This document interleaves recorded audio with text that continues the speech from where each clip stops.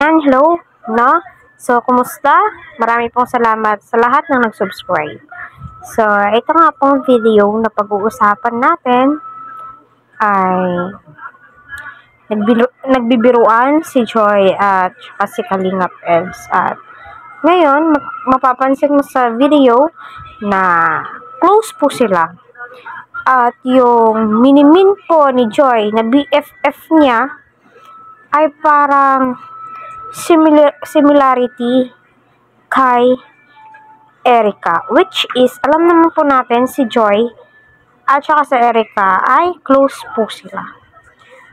So, si Joy, minimin niya nga ba itong si Erica na, so, papanood niyo, my God. So, alam ko na nagsalita na si Edu patungkol doon, pero malay natin, may chance. Welcome yung mga basher dito eh. So, kayo, ayaw nyo, huwag na natin pag-usapan, sabi nga po. Pero my God.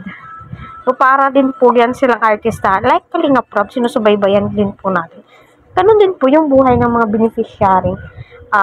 Pinapanood po natin, no? Kaya, excuse me, patuloy po natin suportahan si Kalingap Rob at ang buong team Kalingap, lalong-lalo na po ang kanilang mga beneficiary.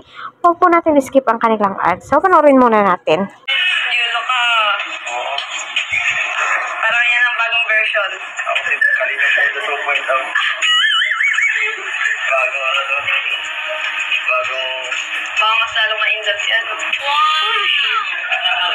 Kilala mo eh. Video ka eh.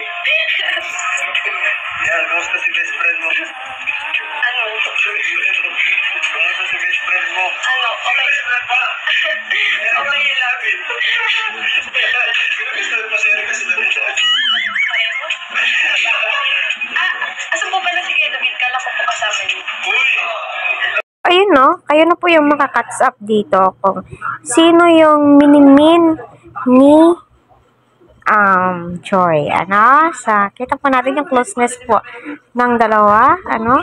Tuloy po natin silang suportahan.